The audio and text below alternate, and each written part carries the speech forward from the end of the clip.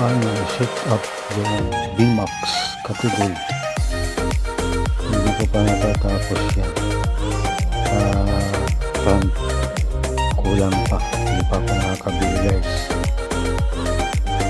Marami pang kulang pang unahan. Newbie kasi ako. Hindi ko pa kasi alam mag-set up ng VMAX category.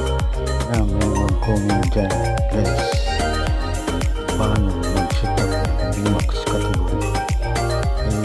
Yung sa hulihan pa lang, wala pang guys, no break pa yan, hindi ko pa nilagyan, marami pang kulang yan, lalo na sa doon sa front. Wala ko pala sa mga nagtiwala sa mga video ko guys.